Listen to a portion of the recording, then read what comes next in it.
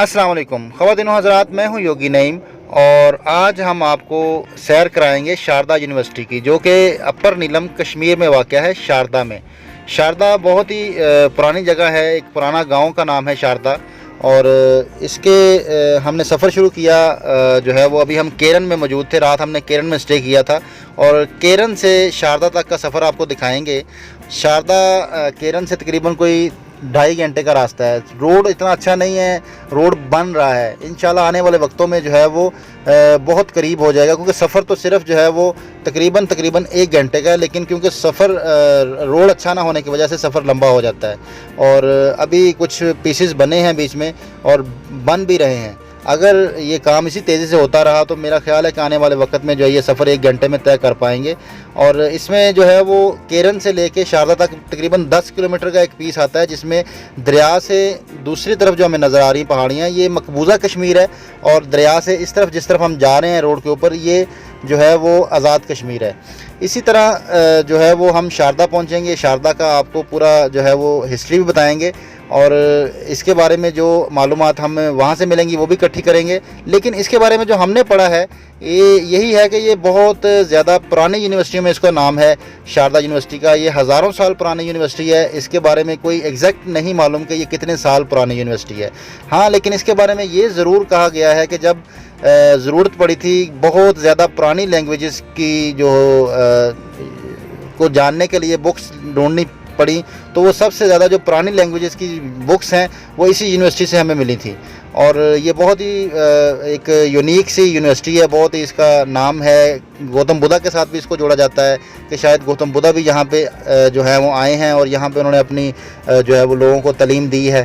खैर, इसके बारे में कोई ज़्यादा एग्जैक्ट कोई इन्फॉर्मेशन नहीं है, लेकिन खैर हमारे ये ख़ित्ते में है और हमारे इस ख़ित्ते में होने की वजह से ये बड़े एज़ाज़ की बात है कि सबसे जो पुरानी दरसगाहें हैं वो हमारे ख़ित्ते में मौजूद हैं। तो हमें इनसे ज़रूर कोई ना कोई सबक हासिल करना चाहिए। हमें जो है वो ज़रूर सीखना चाहिए, इन दरसगाहों पे जाना चाहिए। वहाँ पे ज़रूर रूहानी एनर्जी भी मौजूद होगी। और ज़ाहिर बात है, जब इंसान दरसगाहों में जाने की कोशिश करता है तो इल्म उसको मिलना शुरू हो जाता है। तो इसी निस्बत से हमने ये सफ़र शुरू किया है और हम आपको इसका जो है वो विज़िट कराते हैं। आप हमारे साथ रहिएगा।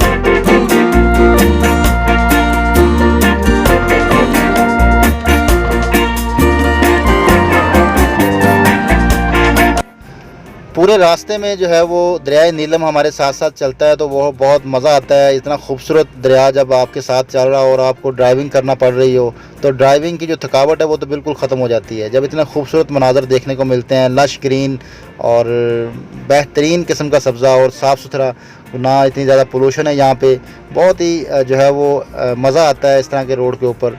अभी जो है वो हम दवारियाँ पहुँच चुके हैं। यहाँ से लेफ़्ट मुड़ जाएँ तो ऊपर रत्ती गली लेक है, उस तरफ जा सकते हैं, लेकिन उसके लिए जीप लेनी पड़ती है। तो यहाँ से हम जो है वो सीधा शारदा की तरफ जाएंगे और शारदा ही हमारा जो है वो मरकज़ है जहाँ हमने पहुँचना है। और शारदा आपको यूनिवर्सिटी भी दिखाते हैं, आप हमारे साथ रहिएगा।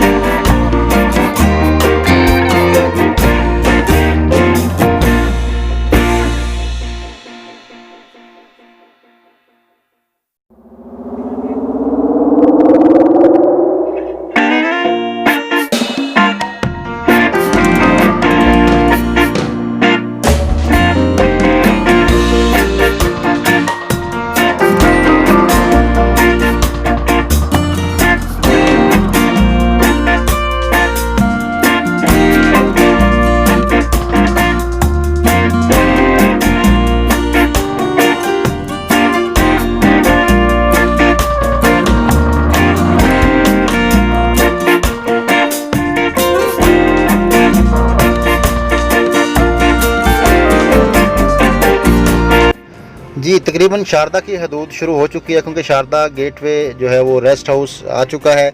और मेरा ख़्याल है कि जो सामने हमें नज़र आ रहा है, छोटी सी आबादी नज़र आ रही है, वो ज़रूर शारदा का ही विलेज होगा। और हम इसकी तरफ बढ़ रहे हैं बहुत तेज़ी से, और यकीनन हम पहुंचने वाले हैं।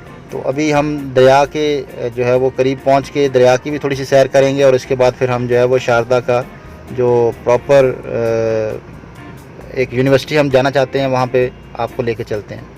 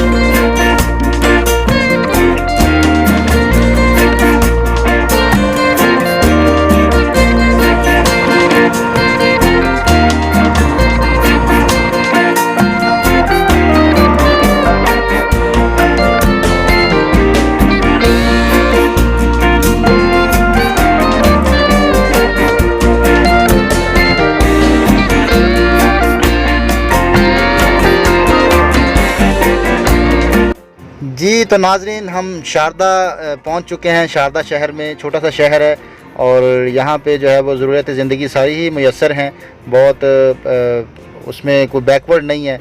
अभी हम यहाँ से जो है वो दरिया को पार करेंगे। एक लकड़ियों का ब्रिज बना हुआ है, और इसके ऊपर से हम गाड़ी गुजारेंगे इंशाल्लाह, और बस पहुँच जाते हैं। ये मज़बूत ब्रिज है, इतना कोई वो कमज़ोर नहीं है। बहुत ज़्यादा इसमें जो है वो उन्होंने सेफ्टी के एहतमाम किए हुए हैं। और इंशाल्लाह हम उधर पहुंचते ही दरिया की थोड़ी सी सैर करेंगे, कोशिश करेंगे कश्तियों पे हम जो नज़र तो हमें आ रही हैं जेट्स की और कश्तियां, और थोड़ी सी बोटिंग कर लें। उसके बाद फिर हम आपको शारदा यूनिवर्सिटी की तरफ लेकर चलते हैं।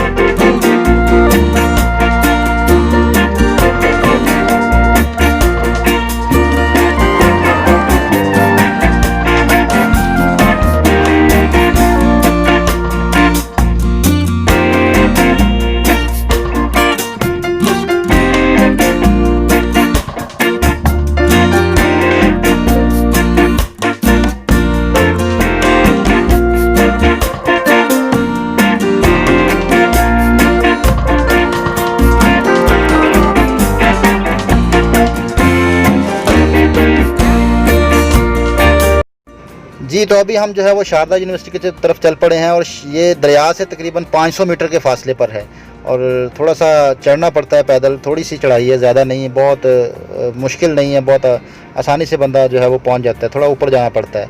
और ये इसकी जो है वो थोड़ी सी हिस्ट्री लिखी हुई है। हम कोशिश करते हैं कि आपको इसकी हिस्ट्री के बारे में थोड़ा सा स्क्रीन पर दिखाएँ, ताकि आप ख़ुद भी इसको बाकायदा पढ़ सकें।